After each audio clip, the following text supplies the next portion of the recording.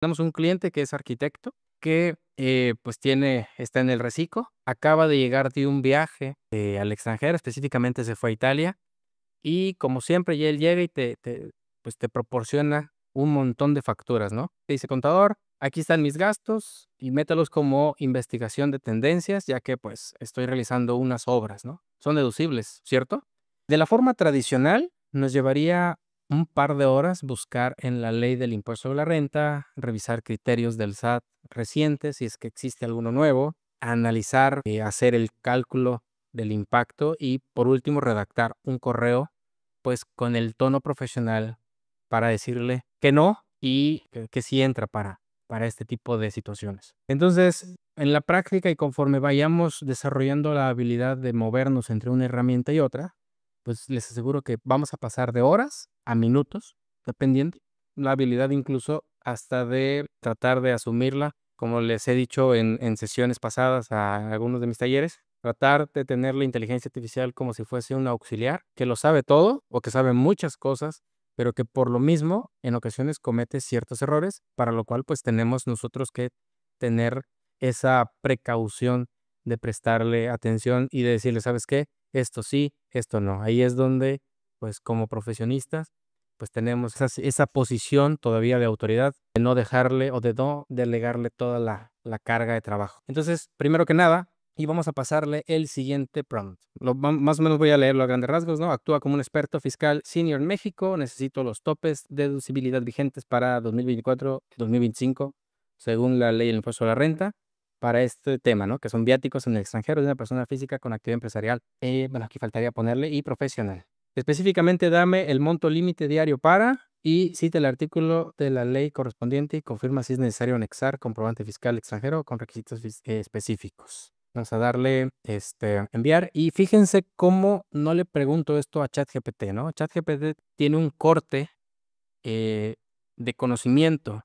Sin embargo, Perplexity lo que hace es buscar en tiempo real en la ley, en este caso, pues para no cometer los errores de actualización. Entonces, ¿qué tenemos aquí? Bueno, los topes deducibles vigentes para, según la ley, son esto. Y aquí te dice básicamente, pues las referencias. Obviamente haría falta buscarlas en la ley, ¿no? Vienen los fundamentos legales y por último dice comprobante fiscal extranjero. No es necesario anexar el comprobante fiscal. Bueno, por obvias razones, porque bueno, el CFDI no lo expiden los extranjeros, pero sí es necesario presentar documentación comprobatoria que respalde. Y de hecho viene aquí una regla que es importante tomar en cuenta, porque basta con que venga el nombre, perdón, el RFC en alguna parte del comprobante, aunque no necesariamente sea un CFDI, propiamente un XML, para que tenga ese carácter de ser deducible, ¿no? Entonces, ya que tenemos este resultado, vamos a hacer lo siguiente. Vamos a pasarnos a Cloud y si se fijan, aquí lo que vamos a hacer es lo siguiente. En la parte inferior de este cuadro o de esta sección de chat tenemos los modelos que justo les acabo de mencionar, ¿no?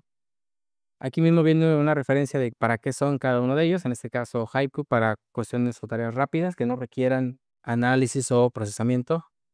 Sonnet, ideal para tareas cotidianas, justo como lo acabo de decir, y para análisis potente, para trabajos complejos. Opus es una herramienta bastante poderosa. Obviamente Opus consume mucho más tokens. Un token no es más que la unidad mínima que usa la inteligencia artificial, que puede ser una palabra, sílaba o frase. Yo sé que esta última definición quizás no nos diga mucho, pero pues bueno, así está parametrizado y pues básicamente entre más palabras utilicemos y propiamente en este caso Opus, entre más procesamiento tengamos que utilizar para analizar un trabajo, pues obviamente va a consumir más de estos créditos que nos dan en las capas gratuitas, ¿va?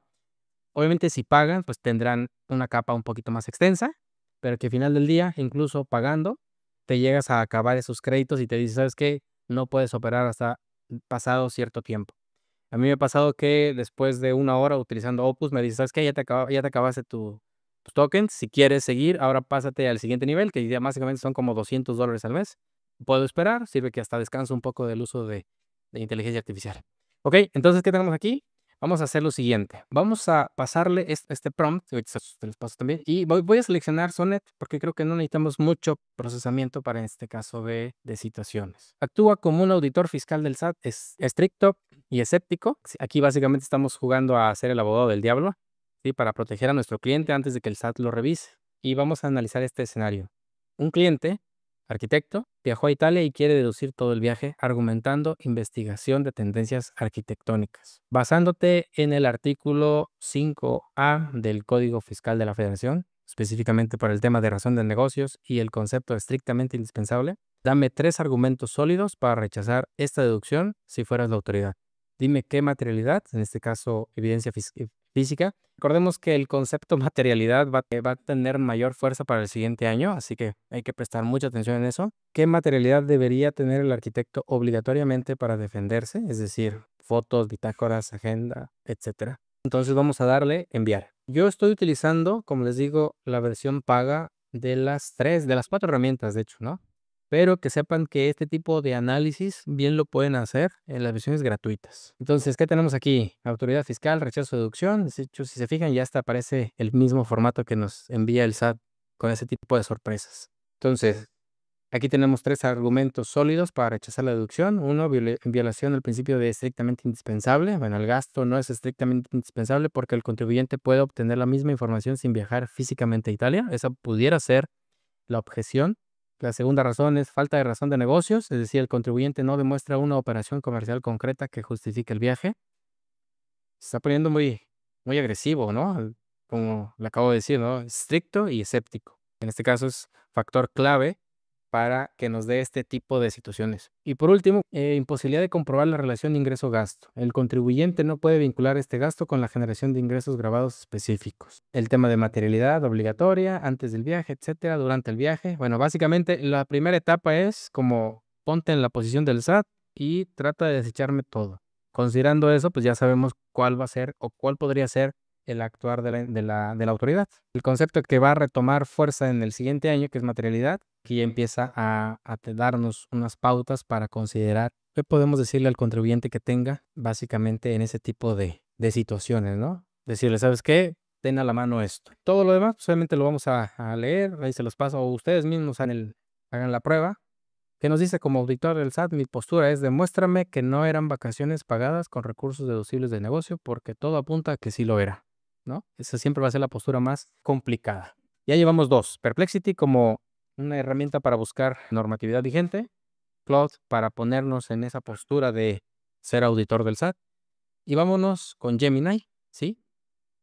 Para, en este caso, hacer una especie de resumen de tablas e información numérica específicamente. Entonces, vamos a hacer lo siguiente. Me voy a Gemini, voy a abrir igual, si se fijan, todas tienen más o menos el mismo, la misma apariencia. Tienen una ventana de chat con sus herramientas en la parte de abajo que las pueden configurar, pero no nos vamos a enfocar en eso porque sería cuestión de pasar más del tiempo prometido. En esta ocasión en Gemini le paso el siguiente prompt, que igual se los comparto de este lado. Recuerden que estos prompts y todos estos casos de uso se los voy a proporcionar en un PDF al final de esta sesión para que ustedes pues, lo tengan y empiecen pues a sacarle provecho a todas estas herramientas, como les digo, incluso en la versión gratuita. ¿Qué tenemos aquí entonces? Vamos a analizarlo rápido, ¿sí? Vamos a decir, actúa como un analista de datos contables y genérame una tabla comparativa para mostrarle al cliente el impacto fiscal. Seguimos hablando del mismo caso, ¿eh? El arquitecto que viajó a Italia y que pues ya me pasó la siguiente información, ¿no? Tengo vuelos por 28,000 pesos, hospedaje, alimentos, recordemos los topes. Aquí nada más déjenme verifico si coincide con la búsqueda que me dio, que en este caso vuelos, sí, 100% deducible. Perfecto, todo bien. ¿Qué tarea quiero que me haga o qué quiero que me devuelva al final? Pues bueno, una tabla con esas columnas, básicamente concepto, gasto real, monto no deducible, impacto, en este caso el dinero que te deducir, ¿no? Al final, pues suma todos los totales, ¿no? Básicamente le estoy indicando, justo como hemos dicho en repetidas ocasiones a lo largo de varios talleres, esto no es más que como si fuera un auxiliar contable y vamos a darle a enviar y en lo que procesa, pues básicamente aquí está ya la tabla. Aquí que tenemos, justo como les digo, si se fijan fue demasiado rápido. Aquí Gemini le sacó un paso por delante a todos porque Google tiene procesadores específicos que ninguna otra herramienta de inteligencia artificial, que ninguna otra empresa tiene. A lo mejor ya lo han escuchado, pero todos utilizan, que no son más que, bueno, son los chips que permiten el procesamiento de inteligencia artificial. Y lo que pasa aquí es que, para no hacer tan complejo esa explicación, los GPUs hacen, digamos, una operación tras otra, ¿no?